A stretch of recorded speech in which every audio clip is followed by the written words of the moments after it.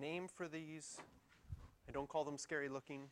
I call them double triangle questions.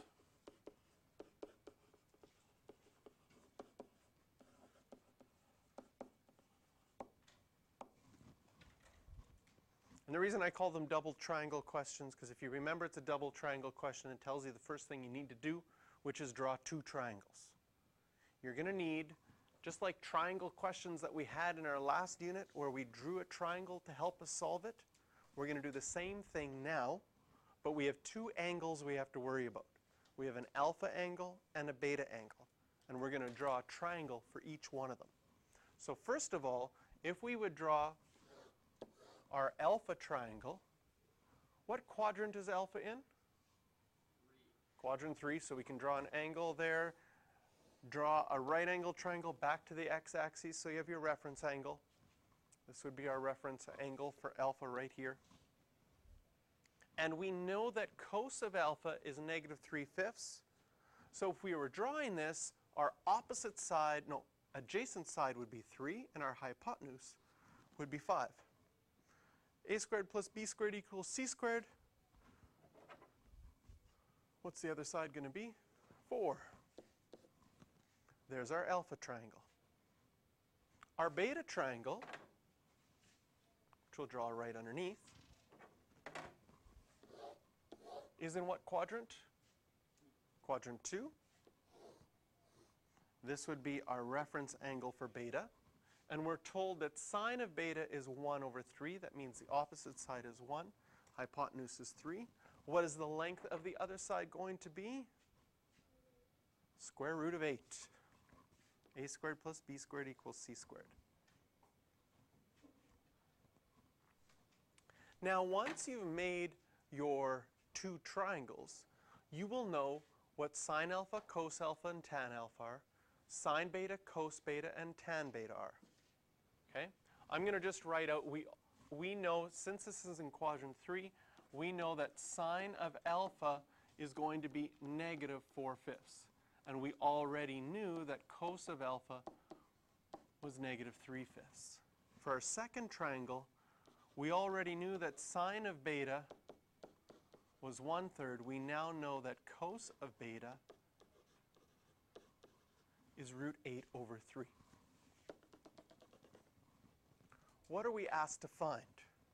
We're asked to find the exact value of sine of alpha plus beta. And from our formula sheet, sine of alpha plus beta is sine alpha cos beta plus cos alpha sine beta. What's sine of alpha equal to?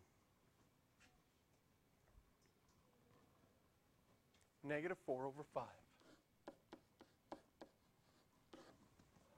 What's cos of beta equal to? You have to be careful here. We don't know what beta is, but we know all of cos of beta is √8/3. So instead of cos of beta, the entire thing we replace with √8/3. Plus, what's cos of alpha equal to?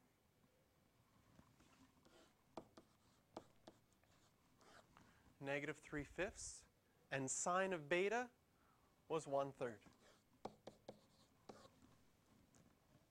Yeah.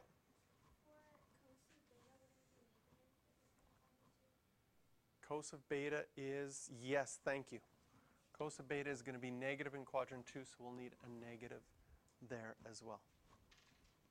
So, now we just have to multiply our fractions and write our answer as a single fraction. Can you see that you're going to have a common denominator of 15? And when I add the tops together, I'm going to get 4√8 minus 3. Can I put the 4√8 and minus 3 together? Is that 1√8? No, they're not like terms. So you'd have to leave it like this. You could simplify the √8. Your textbook, because √8 is 2√2, your textbook might have the answer like that. That would also be correct, but you could leave it as 4√8 minus 3 over 15. So these are the double triangle questions. They will always tell you information of where to draw the triangle. This one was really easy because it told you which quadrant it is right in there.